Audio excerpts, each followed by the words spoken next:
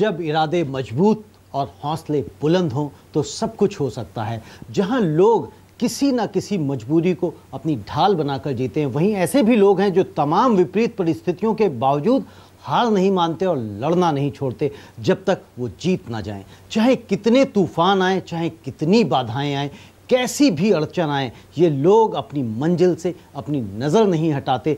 जब इनके सारे रास्ते बंद हो जाते हैं तब भी ये रुकते नहीं, बल्कि नए रास्ते ढूंढ लेते हैं। ऐसे लोग ही विनर्स कहलाते हैं। नमस्कार, आप देख रहे हैं विनर्स विद रविंद्र गौतम। बचपन में माँ बाप को खो देना और सड़कों पर संघर्ष करने की कहानी फिल्मी लगती है, लेकिन फिल्में भी तो असल ज़िंदगी से ही प्रभावित होती हैं। कैप्टन राकेश वालिया की कहानी भी किसी फिल्म की कहानी से कम नहीं।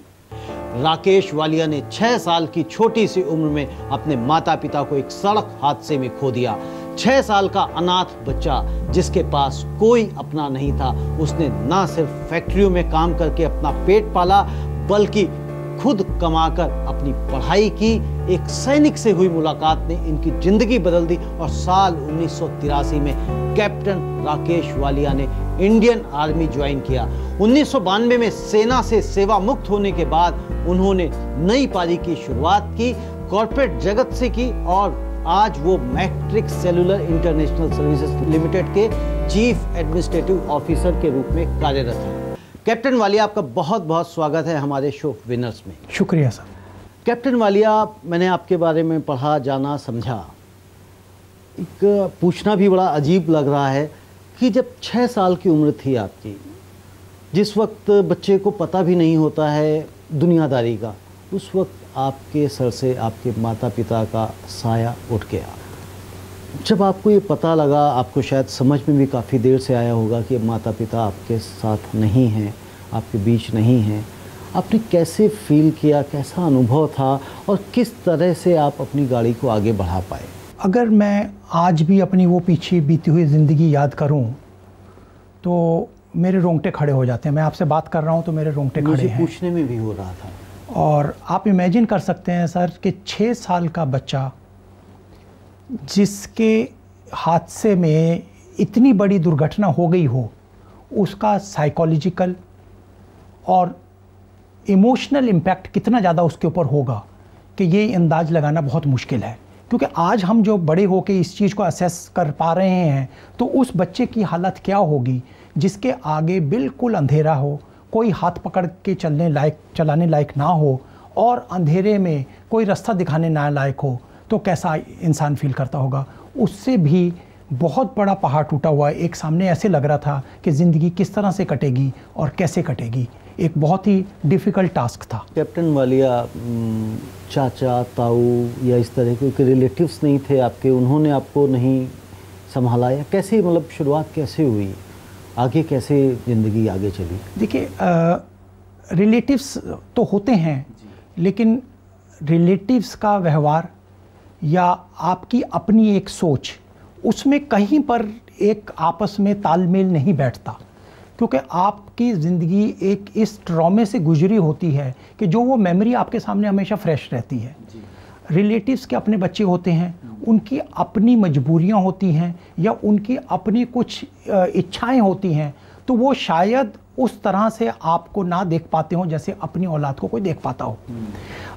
ये एहसास एक बचपन से ही मेरे अंदर रहा है और शायद मैं कहता हूँ कि मैं एक दूसरे तरीके से इसको आपको पेश करना चाहता हूँ। शायद ये मेरे अच्छे के लिए ही था।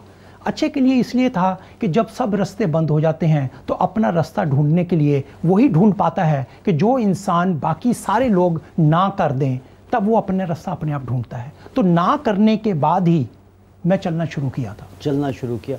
बट जब आपने अपने लिए आसरा कहाँ देखा, कहाँ आपकी परवरिश फिर उसके बाद हुई? ऐसा था जी, पहले तो रिश्तेदारों के यहाँ ही रहे थे। रिश्तेदारों के यहाँ की जो भी थोड़ी बहुत एजुकेशनल क्वालिफ़िकेशन थी वो वहाँ पर की हमने। करने के साथ साथ एक दिमाग में ये ख्याल ज़रूर था कि भाई किसी तरह से कुछ इस तरह से इंडिपेंडेंट हुआ जाए इंसान, कि कहीं कोई नौकरी कर ली जाए या कुछ कर लिया जाए, ताकि कम से कम नहीं तो अपनी जो ज़रूरत है उसको पूरा कर लिया जाए किस तरह से। तो बहुत ही छोटी उम्र में कि जैसे न्यूज़पेपर डिलीवरी हो गए, या बाइसिकल रिपेयर शॉप हो गई, या उसके बाद फैक्ट्रियों में काम करना हो गया। मतलब आपने न्यूज़पेपर भी डिलीवरी किए, साइकिल रिपेयरिंग का भी काम किया, फैक्ट्री में भी काम किया जी। तो ये सब करने के साथ साथ फिर आप पढ़ाई कैसे कर पाए, एजुकेशन आपने कैसे ली, शिक्षा कैसे ली, और किस तरह से आपको ख्याल आया कि आपको आर्मी में जाना है? सबसे पहले तो ख्याल कैसे आया आर्मी में जाना है। मेरे को अभी भी ध्यान है 1971 वॉर जब छिड़ा था, उस टाइम पे मैं करीबन 10 साल का होऊंगा, और हम लोग सड़कों पे न्यूज़पेपर में या आधी, जैसे उस समय एम्बेसडर और ये फिएट गाड़ियाँ होती थी ज़्यादातर, उसकी आधी लाइट काली कर देते थे, या न्यूज़पेपर शीशों पे लगा देते थे ताकि लाइट ना आए। एक जनरल माहौल से ऐसा बना हुआ था वातावरण कि सारी जगह पे गूंज उजरती थी, भारत माता की जय। सारी जगह पे इस तरह से माहौल बना हुआ था कि ये पूरा हिंदुस्तान के लिए हर एक बच्चा तैयार है कि लड़ाई लड़ने के लिए। तो वहाँ पर मेरे दिमाग में भारत माता, the word mother came into my head.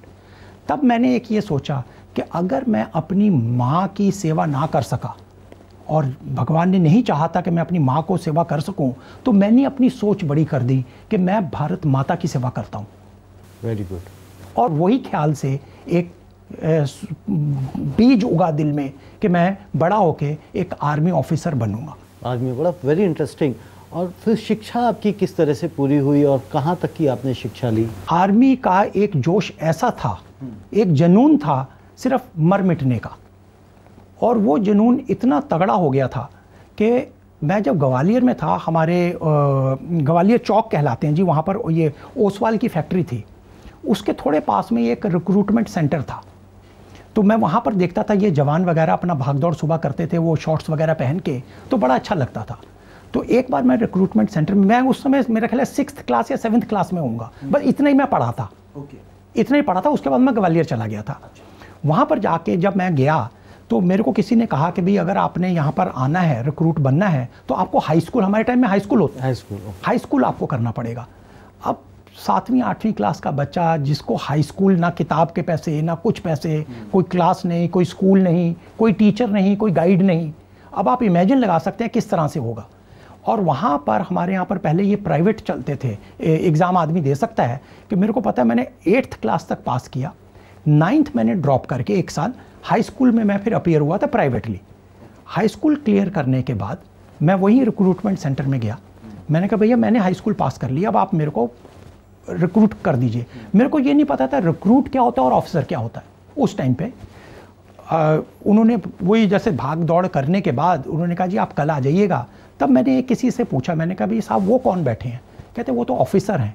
मैंने कहा मैं किस लिए आया हूँ? कहते आप तो सिपाही बनने आए हो। मैं कहा नहीं, मैंने तो ऑफिसर बनना है, सिपाही नहीं बनना।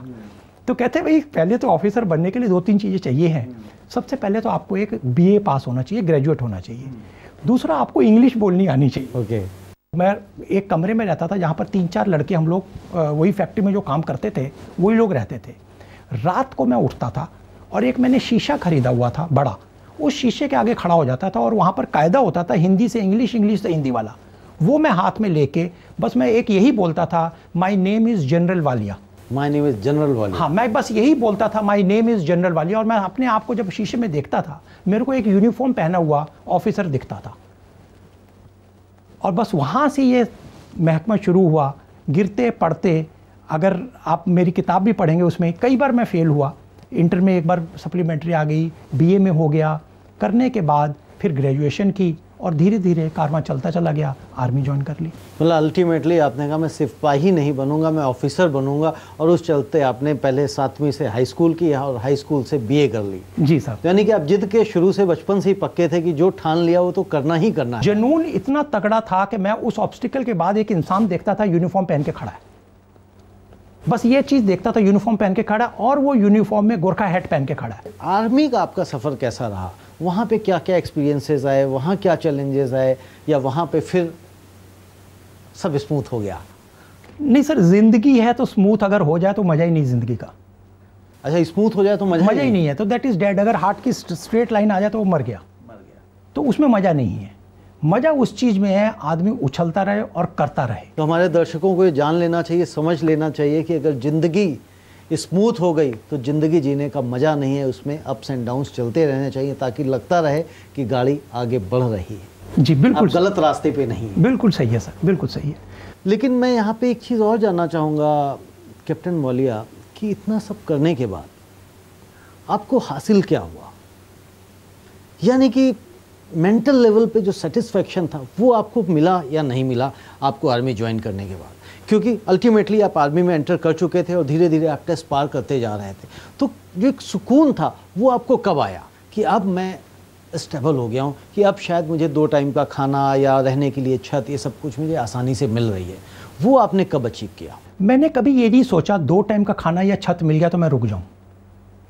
शायद अगर ये सोच लेता कि 2 टाइम का खाना और छत, तो शायद वो छतरी लेके मैं घूमता रहता कि जो मेरे को धूप में बचा लेती। वो आज तक नहीं मैं सोचता।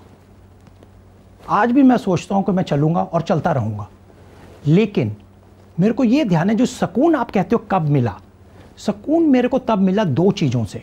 पहला, जब मैंने ये अपना विजन एक बढ़ाया कि मैं अपनी भारत माता की रक्षा करूँगा।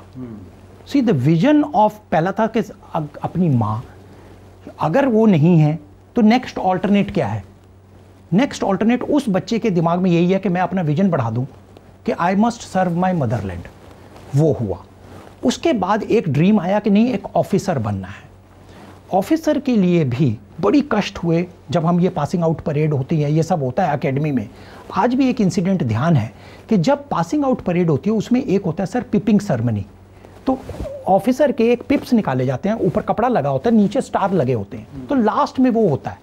तो किसी के माँ आती है, किसी के बाप आते हैं, किसी के भाई आते हैं, कोई रिश्तेदार आके वो सेरेमनी बोलते हैं। इमेजिन करो सर, मैं ऑफिसर बन चुका था, पिप्स लगे हुए थे, उतारने वाला कोई नहीं था। किससे मैं कहता कि आप आके ये उतारो? मैं शीशे के आगे गया हूँ अपने आप, मैंने वो खोला, एक फीता उतारा, दूसरा फीता उतारा और शीशे में देखा वो इंसान खड़ा है यूनिफॉर्म पहन के और वो रो रहा है। और वो जो रोना था वो एक सुकून का रोना था। उसके बाद यूनिट ज्वाइन की, जब पासिंग आउट हो गई, यूनिट गोरखा राइफल मिली, गोरखा में गए हम, तो हमारे कमांडिंग ऑफिसर हैं जो सीओ बोलते हैं, उनकी इंटरव्यू होती है। मेरी पहली इंटरव्यू हुई, आज भी मेरे को ध्यान है, और वो मैं अभी भी कहूँगा मैं अचीव नहीं कर सका जो मैं करना चाहता था। उन्होंने मेरे से पूछा कि what is the purpose of joining the army? आप फौज में क्यों आए हैं, किस लिए आए हैं? मैंने कहा सर सिर्फ एक पर्पस है। कहते क्या? I must come back wrapped in national flag. मैं तिरंगे में लिपट के वापस आऊं, बस यही ख्वाहिश है, और आज भी वो ख्वाहिश नहीं पूरी हो सकी। कैप्टन वालिया, आपकी सोच को मैं सलाम करता हूं, आपके जज्बे को सलाम करता हूं। बहुत सारे लोगों के मैंने इंटरव्यूज़ लिए हैं, बट इस तरह का जो हौसला, जो इस तरह का जज्बा, जो एनर्जी मैंने बहुत ही कम लोगों में देखी है, और शायद उनमें से आप एक हैं। कैप्टन वालिया, जब आपने आर्मी छोड़ी, तो जब आप वहाँ से बाहर आए तो आपने क्या अपने लिए प्लान किया कि मुझे क्या करना है लाइफ में? मैं ये कहूँगा प्लान नहीं किया। अगर मैं प्लान करता तो शायद मैं कॉन्शियस हो जाता कि मैं ये करना चाहता हूँ, और वो करने के लिए मैं एक कॉन्शियसली एक अप्रोच करता और वहाँ अचीव करने के लिए। तो मैंने खैर प्लानिंग तो नहीं की थी, बट हाँ उस टाइम पे जॉब सर्च में ये ज़रूर देखा था कि इंडस्ट्री कौन सी अच्छी चल रही है। तो हमको तो पता नहीं था ये स्टॉक मार्केट वगैरह का, सारे स्टॉक मार्केट बूम कर रही थी, तो स्टॉक मार्केट में हमने काम किया। ब्रोकर थे दिल्ली स्टॉक एक्सचेंज के, और ट्रेडिंग के लिए मेरे को आज भी ध्यान है, मैं ट्रेडिंग के लिए गया था आसफ अली रोड में रिंग के अंदर। तो वहाँ पर हल्ला गुल्ला इतना ज़्यादा था कि पहली बार देखने को मिला था कि किस तरह से इंसान इस हल्ले गुल्ले में भी काम कर लेता है। और वहाँ पर आज भी ध्यान है, शायद हमने एक उस टाइम पे मास्टर गेन या मास्टर शेयर की कुछ ट्रेडिंग की थी, और 8 लाख रुपए की कोई ट्रेडिंग थी। तो 800 के बाद मेरे को ये नहीं पता था ज़ीरो कितने लगते हैं, तो मैं वो ज़ीरो गिनने में लगा था। और वो जो दूसरा ब्रोकर जिससे साथ कर रहा था, उसने कहा था यार चल छोड़ यार, कुछ सीख के आओ। तो वर्ड सीख के आओ छोड़ के चला गया। लेकिन मैंने 4 साल स्टॉक एक्सचेंज में काम किया, और जब 4 साल में मैं स्टॉक एक्सचेंज से जिस दिन बाहर निकला था, उस टाइम पे हमारे टाइम पे स्टॉक एक्सचेंज कंप्यूटराइज्ड हो गया था। और दिस माइक्रोसॉफ्ट या ये कोई विप्रो इन्फोसिस वगैरह जब वो उसको कर रहे थे कंप्यूटराइजेशन, उसमें उन्होंने कुछ स्टॉक ब्रोकर सेलेक्ट किए थे, उसमें से एक मैं भी था। तो जब एंटर किए थे कुछ नहीं आता था, जब कंप्यूटराइजेशन में करने तक आए तो कहीं ना कहीं आप पहुंच गए थे। तो एक विल टू डू समथिंग होता है, वो होता है। बाकी प्लानिंग, कुछ भी काम किया हो, साइकिल रिपेयर का काम किया वो बहुत अच्छा करना है, उसकी चेन ठीक होनी चाहिए, उसमें ग्रीस ठीक डलनी चाहिए, घंटी ठीक बजनी चाहिए, मडगार्ड ठीक होना चाहिए, पीछे का कैरियर ठीक लगाना होना चाहिए, गद्दी ना हिले, तो वो भी काम किए।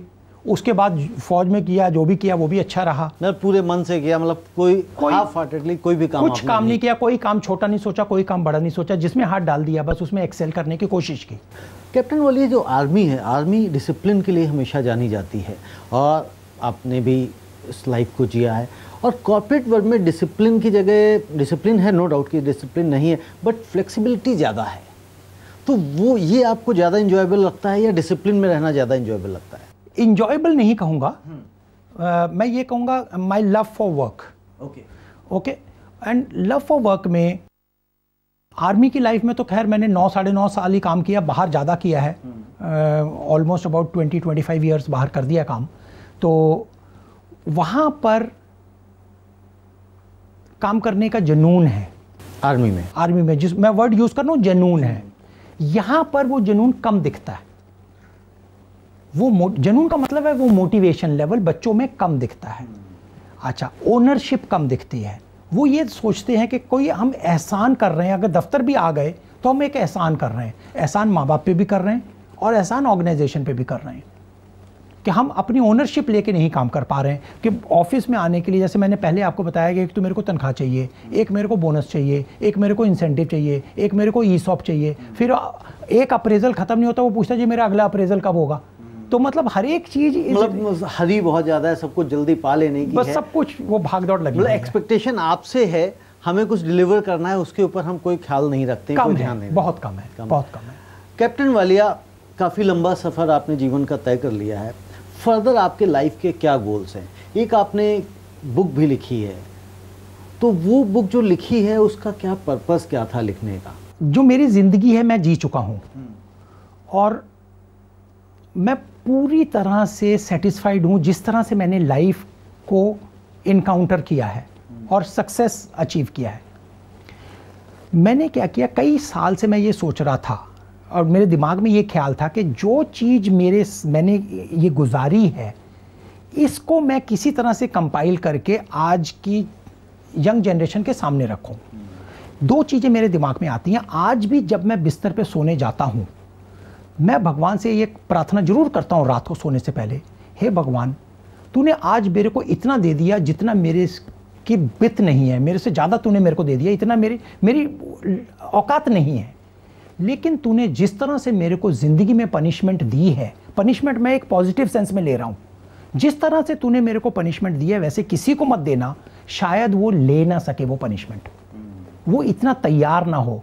वो तैयार, क्योंकि आज की जनरेशन तैयार नहीं है, इसलिए मैं बोल रहा हूँ, पनिशमेंट वर्ड यूज़ कर रहा हूँ। इसको मद्देनज़र रखते हुए जनरली क्या होता है कि कहानियाँ लोग बाग जो लिखते हैं वो कहीं से कॉपी पेस्ट करके लिख रहे हैं, मोटिवेशनल स्टोरीज ये और वो, कई चीज़ें आ रही हैं, अच्छी हैं जो भी हैं, क्योंकि उनका भी एक मतलब है। लेकिन जो लाइफ मैंने लीड की हुई है, सबकी एक स्टोरी होती है, आपकी स्टोरी है, मेरी स्टोरी है, सबकी स्टोरी है। लेकिन मैं ये सोचता था कि शायद मेरी स्टोरी मेरी इस दुनिया में जाने से पहले अगर मैं किसी तरह से लिख जाऊं, और उसको मैंने 3 साल लगाए हैं किताब को लिखने के लिए। किताब का नाम है sir, broken crayons can still colour a soldier and a fighter. काफ़ी इंटरेस्टिंग टाइटल है। कैप्टन वालिया, जो मैं आपसे दूसरा क्वेश्चन ये पूछ रहा था कि फर्दर जो आपका लाइफ प्लान है, लाइफ का गोल क्या है अब आगे, क्या आपने प्लान किया हुआ कि आपने क्या करना है? नहीं, मैंने कुछ नहीं प्लान किया हुआ। मैं ज़िंदगी में सिर्फ यही चीज़ चाहता हूँ कि जो भी मैं दे सकूँ मैं दूँ। हाँ, मैं फाइनेंशियली नहीं दे सकता किसी को, लेकिन शायद मैं अपना एक्सपीरियंस से इतना कुछ दे सकता हूँ जो मैंने एक छोटी सी किताब के अंदर लिखने की कोशिश की है। और वो जो भी पढ़ेगा, हर एक अक्षर, हर एक लाइन एक इंस्पायरिंग लाइन है, और वो जो भी बच्चे पढ़ेंगे उस बच्चों की ज़िंदगी में अगर मैं 1% भी कुछ ठीक कर सका तो मैंने सोचा शायद मैं कुछ दे के जा रहा हूँ इस दुनिया से को। बस मैं वही देना चाहता हूँ। और वही कि आप करना चाहता हूँ। लोगों को इंस्पायर करना चाहते हैं अपनी स्टोरी के माध्यम से, अपने कंटेंट के माध्यम से। उन लोगों को शायद इंस्पायर करने की आप बात कर रहे हैं जो कहीं ना कहीं हौसला छोड़ जाते हैं, तोड़ देते हैं। बिल्कुल सही कह रहे हैं। कैप्टन वालिया, आप हमारे शो पे आए, आप बहुत बहुत शुक्रिया। और मुझे आशा है कि आपके जो भी गोल्स हैं, जो भी ख्वाहिशें हैं, वो जल्द से जल्द पूरी हों। बहुत बहुत धन्यवाद। थैंक यू सर, आपने बुलाया शो पे। Thank you very much. दोस्तों, तो ये थे हमारे साथ कैप्टन राकेश वालिया। इनसे आज हमें एक बार दोबारा सीख मिली कि यदि आप में जुनून है तो आप किसी भी समस्या पे विजय पा सकते हैं, अपनी मंजिल को हासिल कर सकते हैं, चाहे कितनी भी मुश्किल आए। दोस्तों, आपको कैप्टन राकेश वालिया की लिखी book broken crayons can still colours आपको अवश्य पढ़नी चाहिए। ये आपके जीवन को अलग नज़रिया देगी और आप हर हालत में जीत को पा लेने का हौसला कभी नहीं छोड़ेंगे।